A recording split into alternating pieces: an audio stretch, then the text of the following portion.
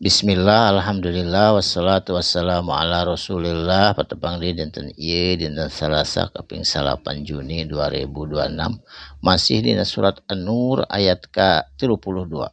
A'udzubillahi minasyaitonir rajim. Bismillahirrahmanirrahim. Wa angkihu jeung kudu dinikahkeun, kudu dikawinkeun saha kaum kerabat anjeun atawa tatangga anjeun. Aya mah anu masih keneh nyorangan, masih keneh single. Contohna bujang lafuk jeung parawan lapuk anu geus 50 tahun, parawan nu geus 40 tahun. Kudu dikawinkeun mingkum di antara anjeun kabeh.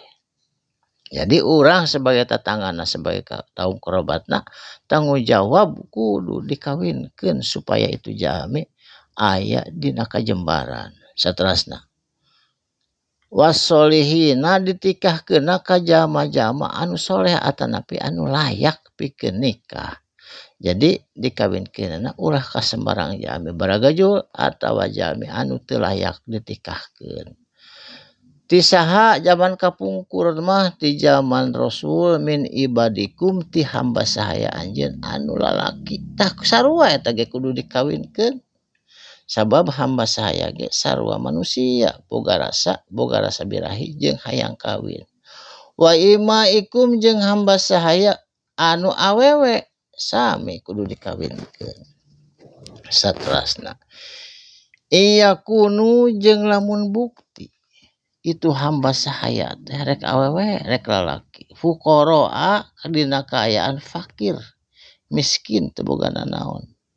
Insya Allah lamun geus ditikahkeun, lamun tos dikawinkeun ku dununganana yughnihumullahu, Allah bakal nyukupkeun hum ka itu jama-jama fakir, Allahu ku Gusti Allah min fadlihi tina karuniana Allah Subhanahu wa taala. Sabab naon? Wallahu ari Gusti Allah jeung ari Gusti Allah wasiun anu maha jembar Allah, anu maha luas, wasa kana maparin rezeki ka hambana. Alimun jeung Allah anu maha uninga kana segala perkara. Alhamdulillah.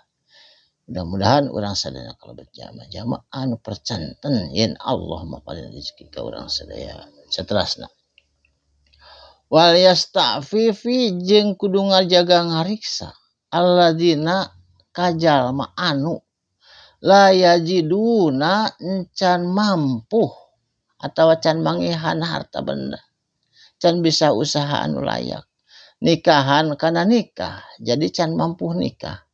Kudu kumaha? Kudu dijaga teh ku olahraga atanapi ku puasa, sabab puasa nyengker kana syahwat. Saur Rasul. Saterasna hatta yughniyahumullahu, sehingga nyukupkeun Allahum ka itu jama-jama Allahu Gusti Allah min fadlihi ti karuniana Allah. Jadi lamun geus cukup mah tetep kudu kawin, sabab manis tato aminkum ba'at patajawaz sing sajama anu geus boga bekal kudu kawin eta teh.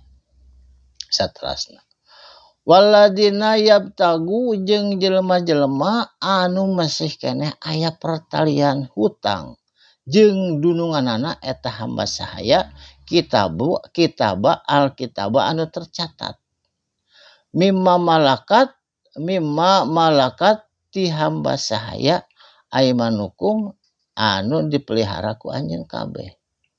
Mesti keneh aya perkaitan hutang jeung dununganana pakatibuhum, maka sok bere cicilan hum ka itu hamba sahaya cicilan anu ringan supaya bisa lunas, supaya bisa kawin. In alimtum jeung lamun anjeun apa pihim dina eta perkara ngawinkeun hamba sahaya khairon eta leuwih alus pikeun anjeun. Wa atuhum jeung sok bere sedekah supaya bisa nyicil mimmalillahi ti harta benda anu dianugerahkeun ku Allah alladzi anu atakum tos dipaparinkeun ku anjeun ti Allah Subhanahu wa taala. Saterasna wala tukrihu jeung ulah maksa ka hamba sahaya patayatikum anu awewe anjeun. Jadi hamba sahaya anu awewe waktos harita Ubay bin Salul maksa kudu ngalakukeun ala begoin kana pelacuran. supaya ngalah duit eta si dununganna teu meunang dipanggih ku Abu Bakar waktu sareta. In aradna lamun anjeun hayang tahassuna ngajaga kana kasucian eta hamba sahaya. Litabtagu kana anjeun neangan naon mika hayang arado kana kehidupan hayatud dunya nyaeta kehidupan dunia. Jadi neangan ku jalan ngalacutkeun hamba sahaya teu meunang eta teh. Wa ma yukrihunna jeung sawae jalma anu maksa ka hamba sahaya nyieun pelacuran eta diazab ku Allah Subhanahu wa taala sehingga Ubay bin Saul waktu sarita dipanggil ku Abu Bakar ulah ngalakukeun kitu.